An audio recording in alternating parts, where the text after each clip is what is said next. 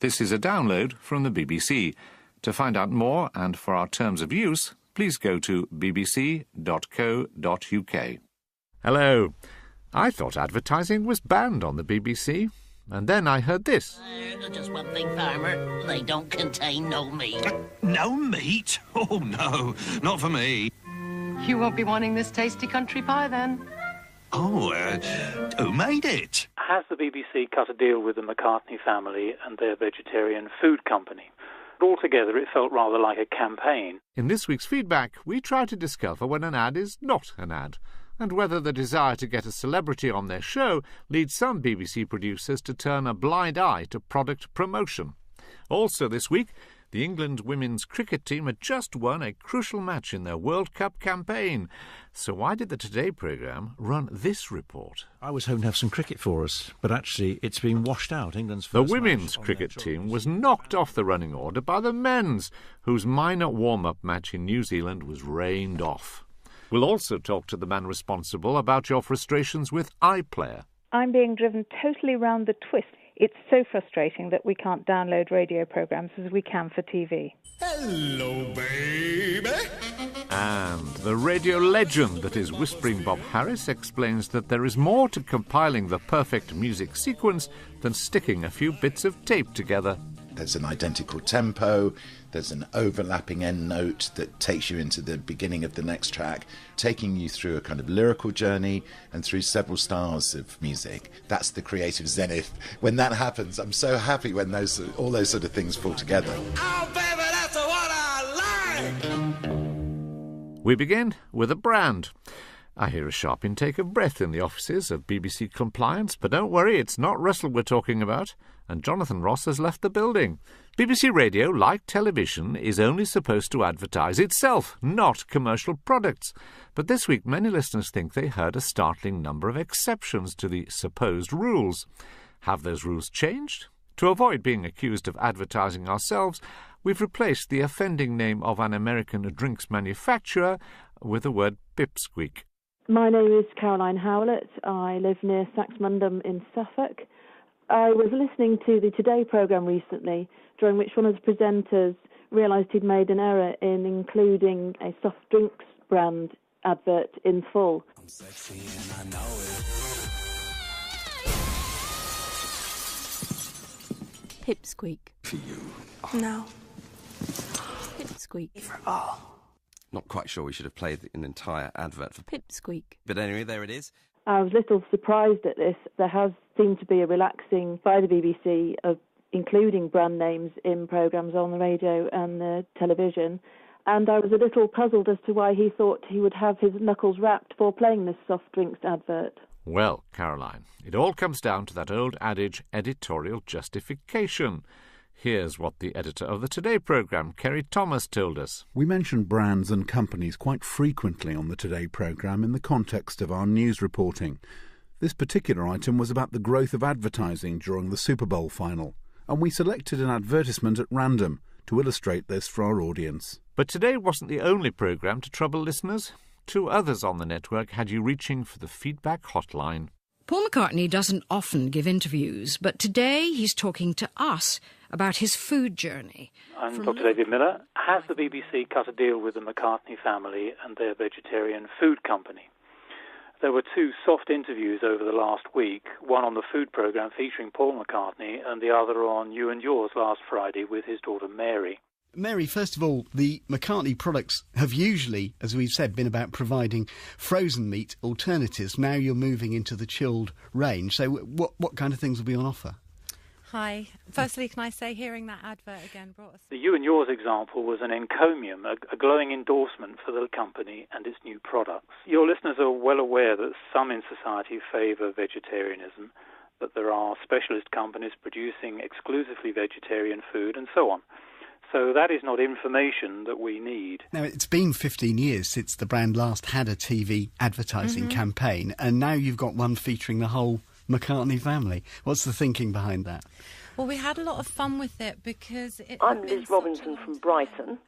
I felt this was a blatant free advert for a product being sold by a member of an already rich and privileged family, and it must surely adversely and unfairly affect other people who are trying to sell the same thing, and I didn't think that was fair. My name is Derek Jones, and I really wonder if anybody at the BBC could tell me how much the McCartney family business would have had to pay for the airtime offered to them this week. Well, we put your points to the food programme. They told us that the edition in question concentrated on Paul McCartney's life through his relationship with food, and as his former wife Linda was part of that story, it was therefore necessary to refer to her food range and its impact. However, they assured us that no specific products in the range were named or discussed. And then there was the interview with Paul's daughter Mary on You and Yours a few days later, when she discussed the relaunch in detail. How does You and Yours justify that? They told us. We are a consumer programme, and it's not unusual for us to explore the reasons for a brand or product relaunching, particularly when there are implications for the broader industry. As well as selling meat-free products, one of Linda McCartney's aims was to promote vegetarianism. We wanted to explore this with Mary McCartney and to discuss figures that suggest the number of vegetarians in the UK has not changed greatly. She answered this and other points relevant to the food industry. Listener Pete Beeshovel would like to have a similar opportunity. Hello, Roger. It's Pete Beeshovel here. I'm running a small widget factory here in South Gloucestershire, and I'd like to know how I get my widgets advertised on Radio 4. So Paul McCartney's clan got in on the act by having lengthy opportunity to plug their latest venture, but at least it didn't finish up with him singing. What are the guidelines for advertising commercial products on Radio 4? And if there are any guidelines, are they adhered to? Roger Marnie is the compliance editor for Radio 4. I went to see if he could explain why so many listeners thought they were hearing advertising, when so many programme makers insisted they weren't. Roger Marnie, let me put a totally theoretical situation to you. You're a producer on a BBC programme. You get a press release which says that a certain product's going to be released. Oh, and by the way, the famous person associated with that product is available for interview. What should the producers then do? Well, the producer thinks of the relevance or the importance of the product and the brand that it originates from to their audience and how it fits into the editorial content and editorial expectations the audience would have for that programme. However scrupulous the broadcaster is, they are, in effect, taking part in a public relations campaign, aren't they? Well, there are mutual interests, aren't there? And producers and PR people work together to achieve a mutual aim. The PR person obviously wants exposure, but the producer needs to make editorial content that is of interest and stimulation to the audience. But if it's an uncritical interview about a product that's been launched that week, it can only be a promotion, can't it? No, it's about whether or not the information that is coming across is relevant to the audience. So if you're talking about a consumer programme and it deals with iconic consumer brands of the past 20, 30 years, if that brand is extending itself, relaunching, trying to reposition itself in the market, then that is a very valid issue for a consumer programme to look at. There can be an idea that actually there shouldn't be any brands on the BBC. We live in a very commercial world. It's impossible to reflect lifestyles, to reflect happenings in business and what have you, and not have brands on the BBC. But it's not about the mention of products or brands. It's not even just about the prominence of products and brands. It's when they become undue. So if the prominence But how of do you that decide brand if is it's undue? I mean, well, these are editorial judgments, Roger. Oh, all right, these are matters for one editors on a case-by-case basis to think about what is the angle I want to take on this particular product, on this brand, on this story. Does the timing matter? Well, timing is always going to be a relevant factor. It can be a problem in terms of product prominence because you can potentially create a cumulative effect if there are too many pieces of editorial about a brand on a single outlet for the BBC. But of course, timing is a positive thing. It's when the issue is pertinent. It provides the greatest justification for giving some exposure to that brand. Let's just theoretically talk about a situation in which I am responsible for some vegetarian products. And I hear the McCartneys being interviewed all over the shop about their vegetarian products. I think mine are rather better, but I'm not on air because I'm not a celebrity. Do I have to just go and get a celebrity associated with my product? Otherwise, the BBC isn't interested. Well, I don't think that was the thought process that went into the fact that the McCartneys have been on air, and I don't actually think we've seen the McCartneys all over Radio 4. We've seen one interview with Mary McCartney on You and Yours, and we've seen an extended interview with Paul McCartney about his food journey. Here is somebody, a cultural icon of the past 50 years, and his dietary habits mirror an awful lot of British society. But the interview just happens to take place at a point where he's relaunching his former wife's vegetarian products. It's promotional of vegetarianism. It obviously helps promote the individual product. What I'm trying to say is if you're producing another vegetarian product and you're not a celebrity, you're stuck, aren't you? The BBC will always take the celebrity. Well, I think the issue for the BBC is whether every time it talks about vegetarian products, it only features Linda McCartney's vegetarian products. Next time, we would expect when they're talking about vegetarianism that there would be some other brands involved, and that may be yours, Roger, should you launch such a thing. I have no plans, but if I did, I'm very grateful for the reassurance. Thank you. Roger Marnie, Compliance Editor for Radio 4, and so, of course, for feedback. And if you have any comments about the intricacies of compliance or anything else relating to BBC Radio, please do get in touch. If the post is your preferred method, please write to Feedback, PO Box 67234, London SE1P 4AX. You can leave a phone message for me and my extensive entourage on 03 333 444 544. Of course, standard landline charges apply, but it could cost more on some mobile networks. And just to bring us up to date, you can email feedback@bbc.co.uk or find us on Twitter by following @BBCR4Feedback. All those details are on our website. Now, much of Radio 4 may still be dazzled by Paul McCartney, but he did not figure on 6 Music's rundown of the 100 greatest hits of the last 10 years, as voted for by its audience. Go to the 6 Music website now to choose your favourite. Lauren Laverne was in charge last Friday, as all of the station's daytime schedule was given over to the top 100. So, how did it all go down with the 6 Music audience? Not too bad, I'd say. Graham Laundon. I want to pass on my thanks not to the BBC, but to the listeners of 6 Music. This was a resource I desperately needed. Perhaps you could get 5 Live to do one on sport. We'll try. I would certainly listen.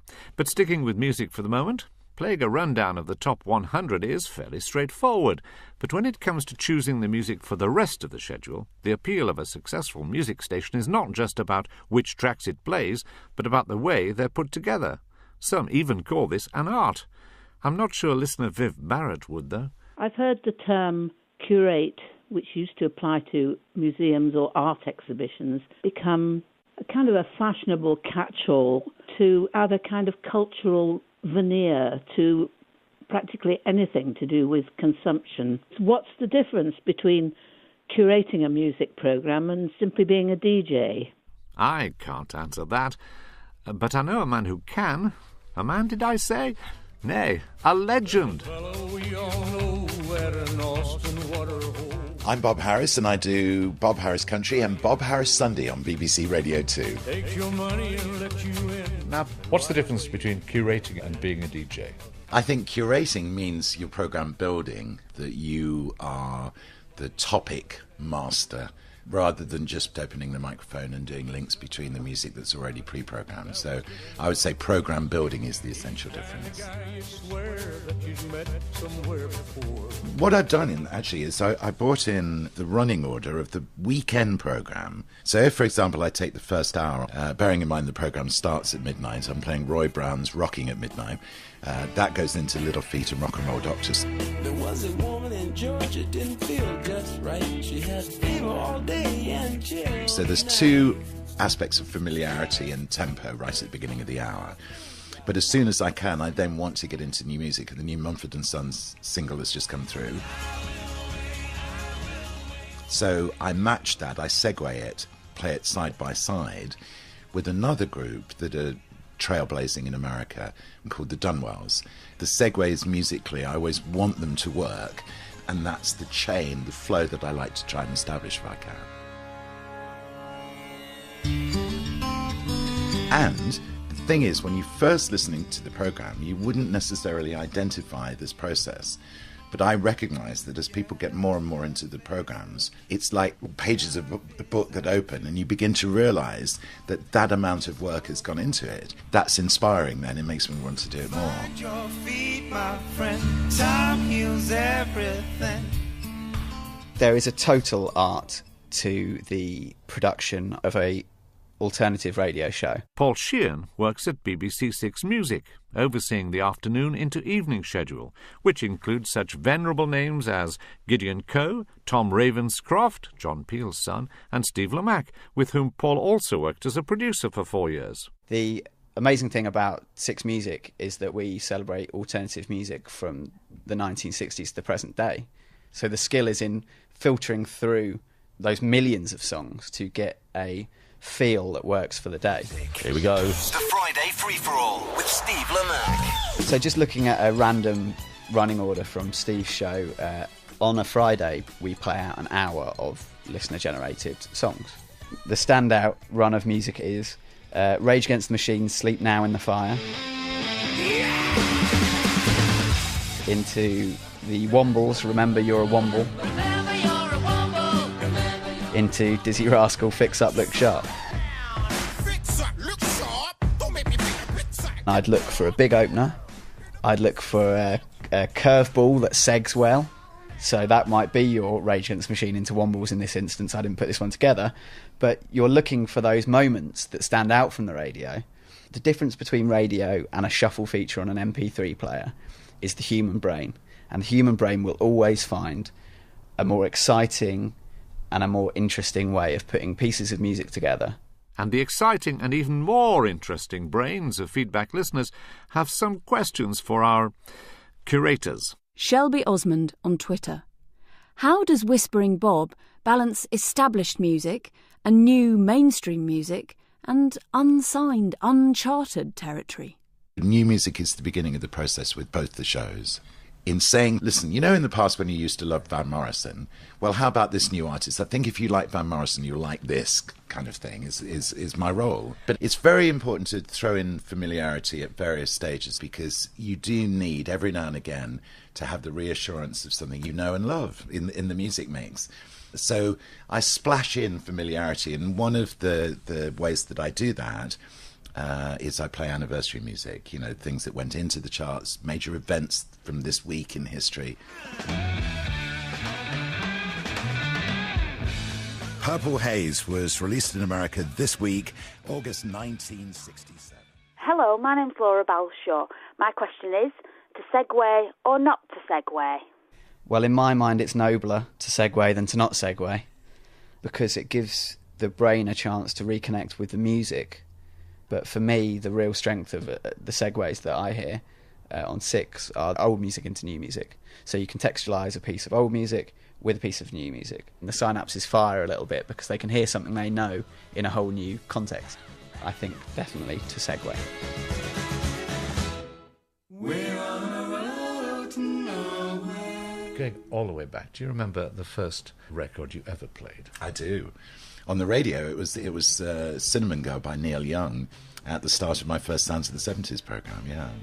Good choice. He's still going, still recording. Exactly. I wanna live with a cinnamon girl. Our thanks to Paul Sheehan and, of course, Whispering Bob, at whose feet I sat when I first joined the BBC 1,000 years ago. As you can see, here at Feedback, we don't just do controversy or even controversy. There's room for exploration, consideration, and indeed congratulations occasionally. And we aren't ageist on this programme. This next much-lauded show has been running for over 35 years and is still doing the business. Hello, my name's Alison Carter. I'm from Lindfield in West Sussex. The news quiz makes me laugh my way around the kitchen every single Friday and relieves the stress of a hard week like magic. Radio 4 Comedy still has it. £33 billion it's going to cost. What, from London to Manchester? Yeah.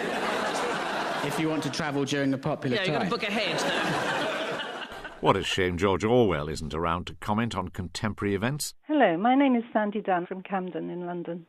I'm just ringing in to say how much I enjoyed the current Orwell season and particularly homage to Catalonia. We need to open the shirt. Cut his shirt. Can you hear me, Eric? We have to get at the wound. Also, the Sunday Book Club afterwards gave lots of perspective that I wasn't aware of before. Agree? Disagree? Please tell us. But first, a question about yesterday. Yesterday. No, not him again. Hi, my name is Ken Tingy, and I'm complaining about yesterday in Parliament. It dropped out completely again this morning. Please investigate. Bye for now. Well, I asked. They said, yesterday in Parliament was not broadcast because the manual switch from FM to longwave was not made in the master control room. It was due to human error, and since the incident, the switch has been automated to reduce the likelihood that such a problem will occur in the future. And from the future to the present, well, to today, last Monday to be exact. Hello, my name's Deborah Hackett, and I live in Doon in Perthshire. On Monday morning, I waited for a report on the English women's cricketers' superb victory over India on Sunday. And Charlotte Edwards' wonderful 109. I was hoping to have some cricket for us, but actually it's been washed out. England's first match on their tour of New Zealand, abandoned because of rain after just 9 But all we got was a mention that the men's match in New Zealand had been washed out. Somewhat less exciting. The women's victory had made headlines elsewhere in the media, on the previous evening's 10 o'clock news, for example. And in sport, a Charlotte Edwards century puts England's World Cup hopes back on track. So, why not on the Today programme? Richard Burgess, Head of Sports News, explains. We take our responsibility around the coverage of women's sport seriously and have reported the Women's Cricket World Cup across all our outlets, including the Today programme and Radio 5 Live. There were live reports from England's matches on all the Today sports bulletins on the Friday morning and Tuesday morning, on the days of the matches. On Monday morning, we reported that the men's match had been abandoned as this had just happened. The sports bulletins are restricted in length, so it's not always possible to include every sports event or result, and decisions are taken on editorial merit and topicality. Now, can you identify these 3 performances? And for a bonus point, what is it that links them? Wallace has pimped his piano, as we say at Radio 3, so it's now a V8 hot rod piano, and Gromit has taken up the violin. Let me how much noise you can make out there. Well, of course, you heard superstars Rihanna and Jay-Z both live at Radio 1's Hackney Weekend, and the famous animated duo Wallace and Gromit orchestrating their very own BBC prom. Oh, and the link? Well, they were the 3 most listened to radio programmes on BBC iPlayer last year. And last week, the radio listening figures body RAJAR, which started recording online listening figures in 2007, announced that listening online had hit record levels at 51 million hours per week. Nearly 23 million of which come from those of you listening live online to BBC programmes. So the numbers are great, but how good is the service? My name's Hilary Goldsmith. I'm being driven totally round the twist by Radio 4 on iPlayer. I was looking forward to listening to the last episode of The Count of Monte Cristo, which the website had told me was going to be available for a year, but I then found had disappeared altogether. It's so frustrating that we can't download radio programmes as we can for TV. Hello, my name's Andrew Smelter from Folkestone in Kent. I was wondering why nowadays all Radio 4 programmes aren't available as podcasts. I took those questions and many more to the BBC's head of On Demand, Daniel Danker. He's the man responsible for all things iPlayer. I began by asking Daniel what he aims to do with the iPlayer service. Our ambition is to reach everyone.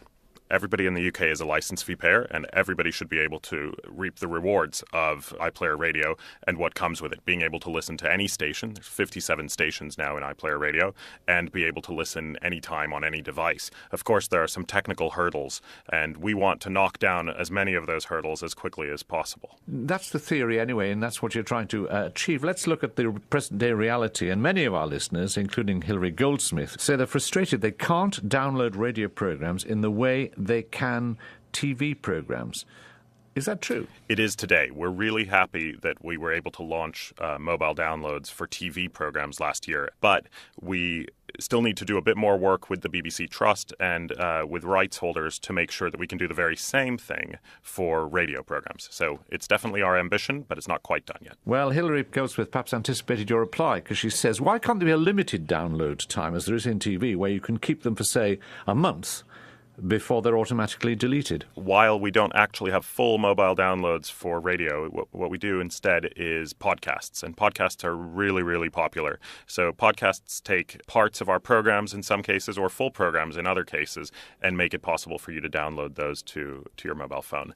But we're really looking forward to doing full mobile downloads so people can access any program. But not everything is on podcast, and listener Andrew Smelter wants to know, why aren't all Radio 4 programmes available as podcasts? We bring out podcasts for as many programs as we can, but obviously we can't do that for the entire collection of content. Why not?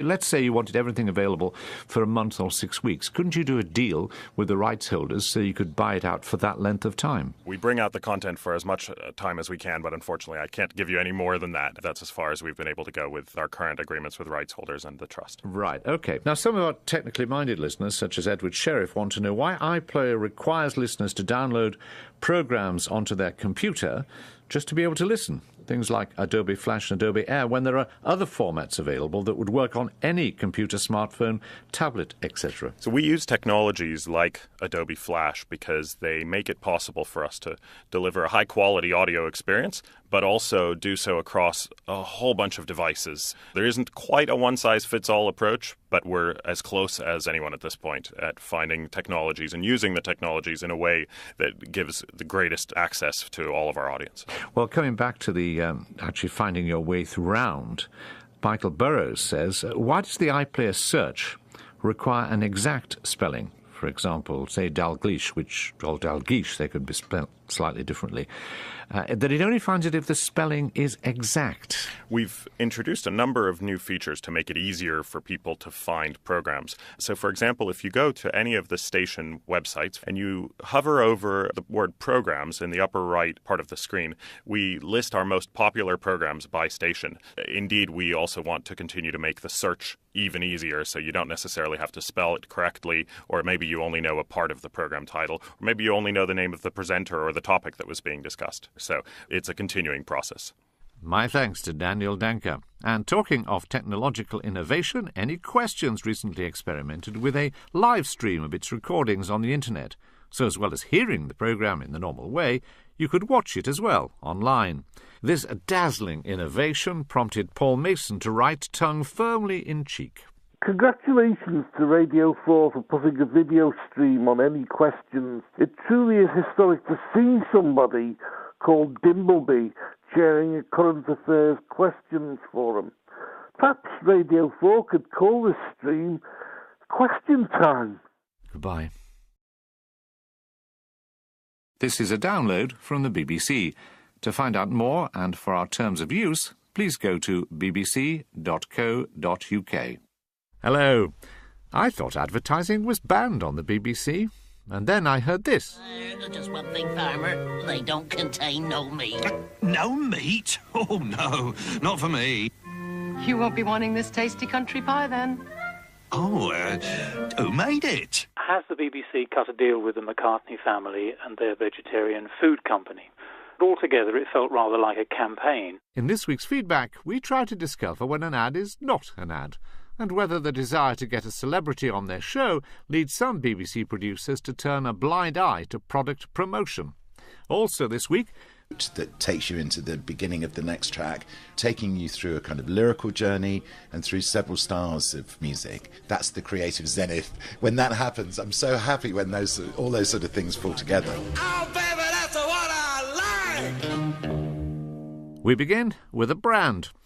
I hear a sharp intake of breath in the offices of BBC Compliance, but don't worry, it's not Russell we're talking about, and Jonathan Ross has left the building. BBC Radio, like television, is only supposed to advertise itself, not commercial products. But this week many listeners think they heard a startling number of exceptions to the supposed rules. Have those rules changed? To avoid being accused of advertising ourselves, we've replaced the offending name of an American drinks manufacturer. The England women's cricket team had just won a crucial match in their World Cup campaign. So why did the Today programme run this report? I was hoping to have some cricket for us, but actually it's been washed out. England's The first women's cricket team was knocked off the running order by the men's, whose minor warm-up match in New Zealand was rained off. We'll also talk to the man responsible about your frustrations with iPlayer. I'm being driven totally round the twist. It's so frustrating that we can't download radio programmes as we can for TV. Hello, baby. And the radio legend that is Whispering Bob Harris explains that there is more to compiling the perfect music sequence than sticking a few bits of tape together. There's an identical tempo, there's an overlapping end note. With the word pipsqueak. My name is Caroline Howlett. I live near Saxmundham in Suffolk. I was listening to the Today programme recently, during which one of the presenters realised he'd made an error in including a soft drinks brand advert in full. I'm sexy and I know it. Pipsqueak. For you. No. Pipsqueak. For all. Not quite sure we should have played an entire advert for Pipsqueak. But anyway, there it is. I was a little surprised at this. There has seemed to be a relaxing by the BBC of including brand names in programmes on the radio and the television, and I was a little puzzled as to why he thought he would have his knuckles wrapped for playing this soft drinks advert. Well, Caroline, it all comes down to that old adage, editorial justification. Here's what the editor of the Today programme, Kerry Thomas, told us. We mention brands and companies quite frequently on the Today programme in the context of our news reporting. This particular item was about the growth of advertising during the Super Bowl final, and we selected an advertisement at random to illustrate this for our audience. But Today wasn't the only programme to trouble listeners. 2 others on the network had you reaching for the feedback hotline. Paul McCartney doesn't often give interviews, but today he's talking to us about his food journey. I'm Dr. David Miller. Has the BBC cut a deal with the McCartney family and their vegetarian food company?